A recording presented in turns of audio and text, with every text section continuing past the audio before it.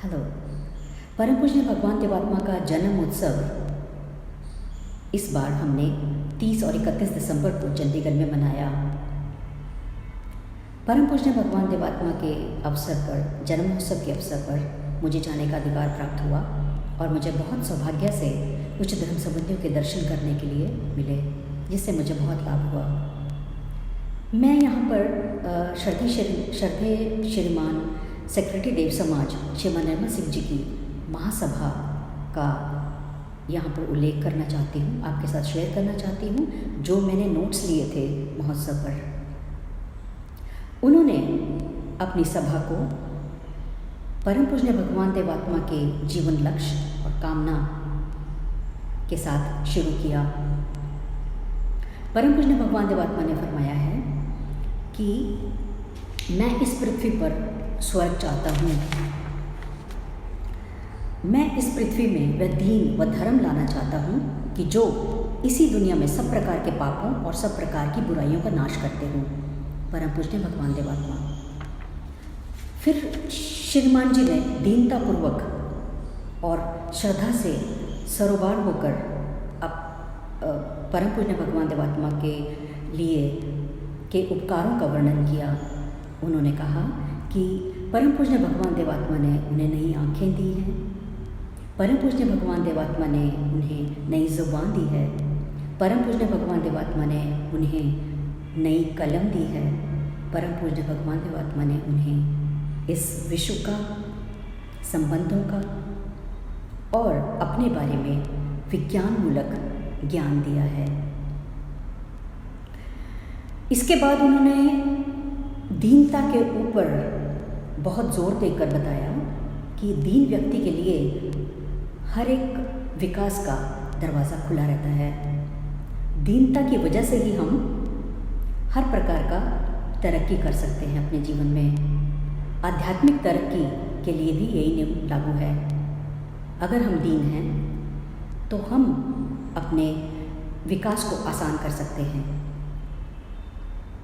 उन्होंने भगत पूर्ण सिंह जी का परिचय, जीवन का परिचय देते हुए बताया कि वो जो विश्व के बहुत बड़े परोपकारी थे। जब उनको ये पूछा गया कि आप किस चीज़ में पूर्ण हैं, भगत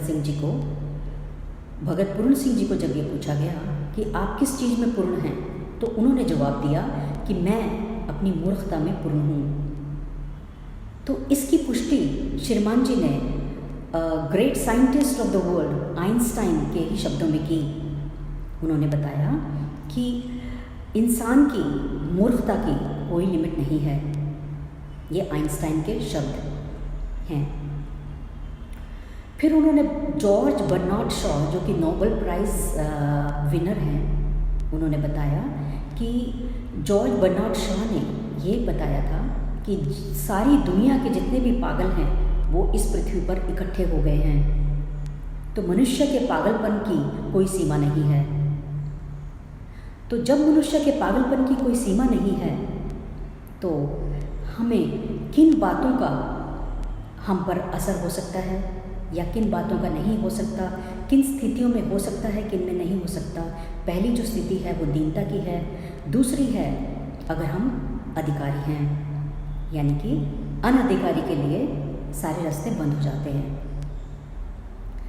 श्रीमान जी अपनी सभाओं में अक्सर इकबाल के शेर को याद करते हैं और उन्होंने वह शेर इस सभा में भी दोहराया।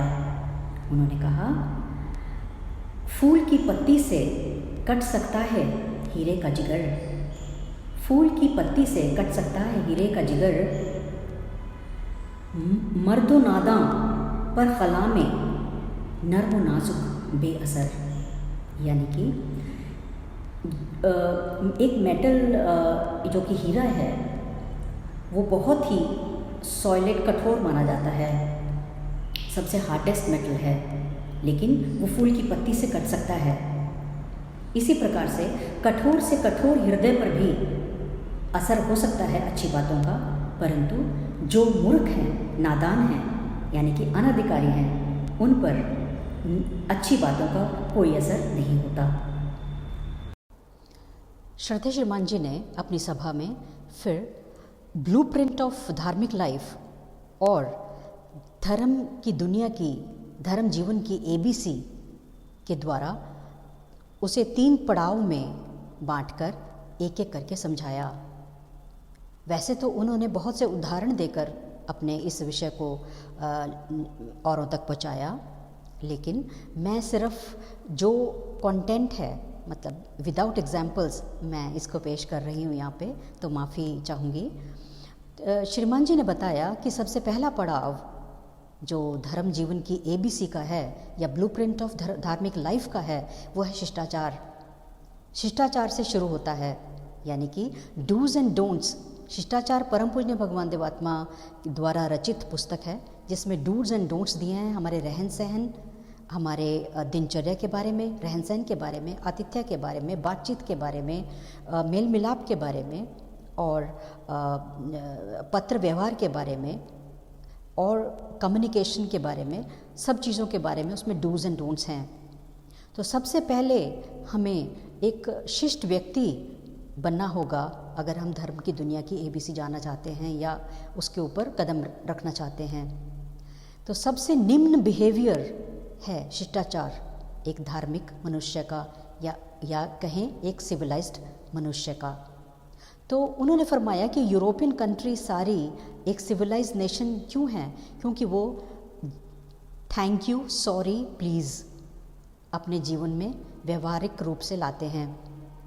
तो ये निम्न एक व्यवहार जो है वो हमारे लिए बहुत आवश्यक है।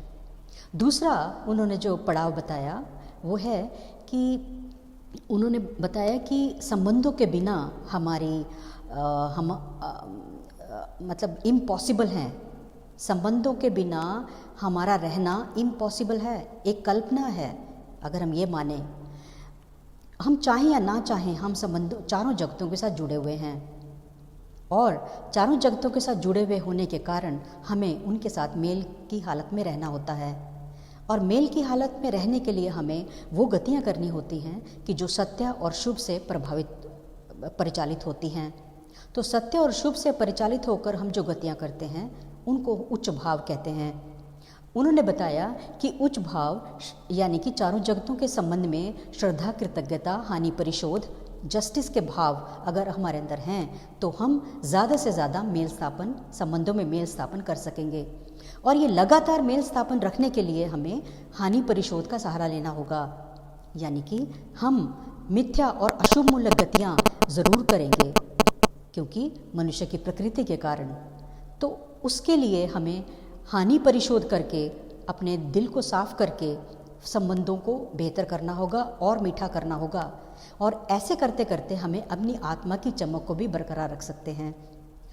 तीसरे पड़ाव के बारे में श्रीमान जी ने बताया कि तीसरा पड़ाव जो है वो, अगर हम चारों जगतों के संबंध में इस प्रकार की सत्य और हितमूलक गतियाँ करते करते, ऐसे साधनों को करते करते हम अपने आत्मा में एक ऐसी ऊर्जा पैदा कर सकते हैं, यानी कि हम आत्मिक सच्चाइयों को देख पाते हैं।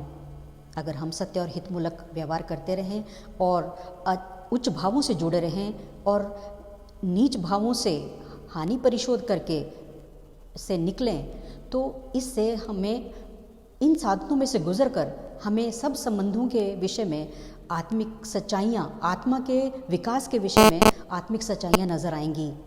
और आत्मिक सच्चाइयों को देखकर हमें ये पता लगेगा कि हम चारों जगतों के उपकार से लदे हुए हैं, और चारों जगतों के उपकार से लदे हुए होने के कारण हम अपने तरफ से कुछ ना कुछ कंट्रीब्यूशन करना चाहेंगे।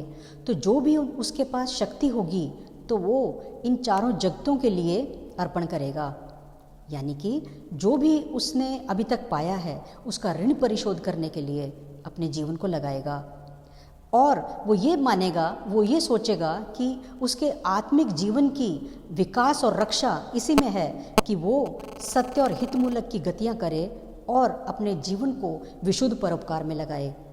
विशुद्ध परोपकार में लगाकर ही उसके जीवन, आत्मिक जीवन की रक्षा और विकास है।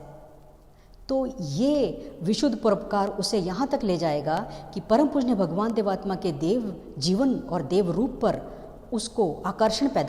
धर्म जीवन का जो आखिरी पड़ाव है, यानी कि तीसरा पड़ाव में वो उच्च गतियाँ करते करते विशुद्ध परोपकार को ही अपने जीवन का लक्ष्य बनाएगा और इसी प्रकार से वह परम पूज्य भगवान देवात्मा के देवरूप के साथ जुड़कर अटल श्रद्धा, अटल विश्वास, अटल कृतज्ञता के साथ जुड़कर उनके अमूल्य देव प्रभावों को पाने के काबिल बनेगा और अपने जीवन में विकास लाभ करेगा।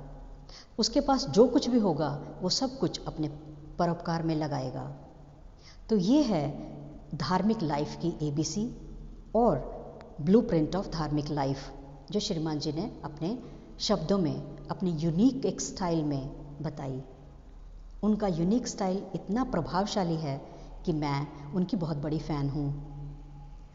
तो मुझे बहुत लाभ हुआ। उन्होंने आखिर में फरमाया कि मनुष्य जीवन का अर्थ क्या है कि गिरना, गिर कर उठ जाना और उठकर चल पड़ना। तो चल पड़ना ही जीवन है और चल पड़ना ही वैल्यूएबल है। तो काश कि हम ब्लूप्रिंट ऑफ धार्मिक लाइफ पर चलने के काबिल बन सकें, उसकी वैल्यू को पहचान सकें और अपने जीवन में लाभ उठा सकें। मुझसे बहुत सी त्रुटियां हुई होंगी, बहुत सी चीज़ें मुझसे छूट गई होंगी, क्योंकि श्रीमान जी का अपना एक स्टाइल होता है। तो मैंने सिर्फ कंटेंट पर जाकर आपके साथ शेयर करने का सोचा था, तो वो मैंने किया। मेरा बहुत भला हुआ। मुझे उम्मीद है कि आपको भी कुछ लाभ होगा। बहुत बहुत धन्यवाद। सदैव की जय।